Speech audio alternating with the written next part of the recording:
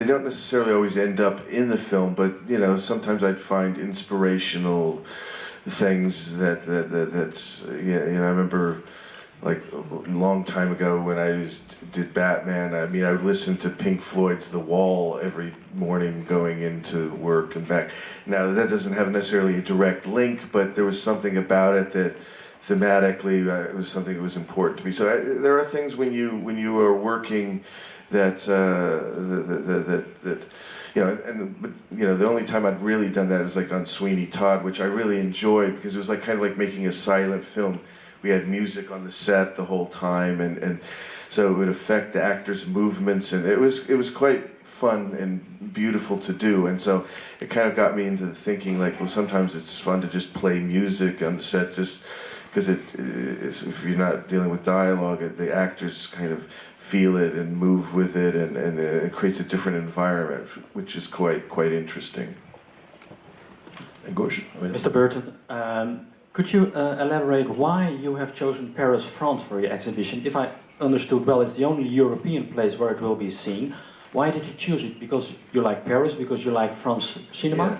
Well, I mean, I've had, you know, I've lots of reasons. I mean, I've been very lucky to work with a lot of great French artists, you know, cameramen, actors, and I've had some amazing experiences, say, at the Cannes Film Festival, and I felt very welcome here in some ways, and so for me, it's a place where, and also they just appreciate cinema so much. I mean, I remember going to the original Cinematheque and just seeing lots of things from the old films, and I just, you know, you really appreciate it, and I remember even, you know, even if they don't like your film here, they talk so well about, you know, it sounds so beautiful, and it sounds like, you know, people are thinking about it. And again, growing up in California, where it's much more of a, say, a business, the film business, it's a real pleasure to come to where you really sense that people enjoy cinema, enjoy film for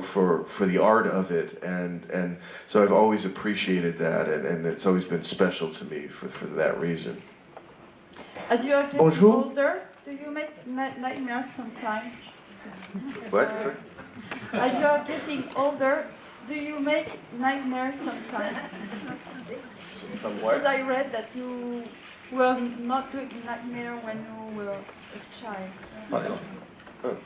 Well, yeah, no, I mean, you know, everybody has nightmares, so I mean, sometimes they turn into movies, sometimes they don't, but no, I mean, for me, I never try to make anything just dark. It's always something where you have to want to have both light and dark, and that's why I've always drawn to material that's, you know, a mixture of things, you know, funny, sad, melodramatic, light, dark. So I always try to mix it as much as possible.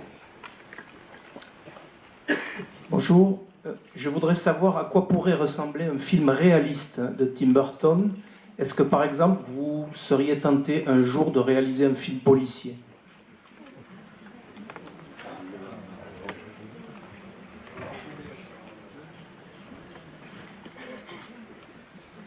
Outer space, Earth to...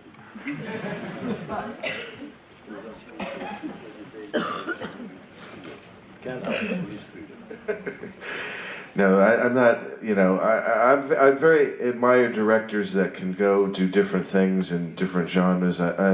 For me, I feel like I'm not that proficient. I always feel like even if I try to do something different, it always kinds of end up exploring certain thematic things